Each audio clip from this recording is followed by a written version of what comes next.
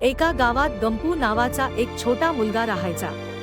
तो खूप हुशार आणि हसतमुख होता, पण त्याला शाळेत जायला अजिबात आवडत नसे। रोज सकाळी शाळेची वेळ झाली की तो काहीतरी बहाणा शोधायचा।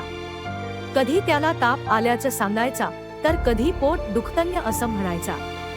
गंपूच्या आईवडिलांना त्याच्या या वागणुकीचं खूप आश्चर्य वाटायचं।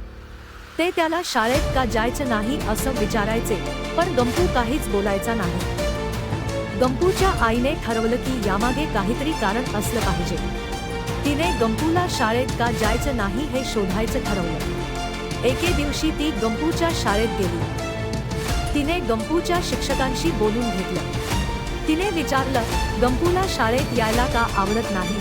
शिक्षकांनी सांगितलं की गंपूला काही विषय कठीण वाटतात आणि काही मुलं त्याला चिडवतात। आईने घरी येऊन गंपूशी प्रेमाने बोललं।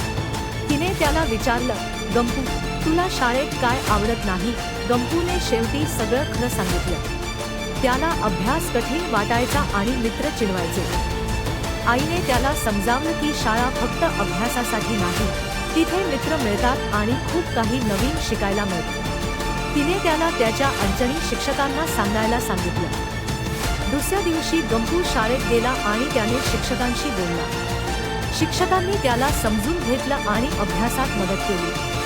हळूहळू गंपूला अभ्यास सोपा वाटू लागला। त्याने इतर मुलांशीही चांगले संबंध ठेवले आणि नवे मित्र बनवले। आता गंपूला शाळेत जायला खूप आवडू लागलं। त्याचे आईवडील खूप आनंदी झाले। या गोष्टीतून आपल्याला हे शिकायला मिळतं की आपल्या अडचणींचा सामना करायला शिकलं पाहिजे। धैर्य आणि प्रयत्नांनी आपण कोणत्याही समस्येवर मात करू शकतो। शाळा हे सुरक्षित आणि शिकण्याचं महत्त्वाचं ठिकाण आहे।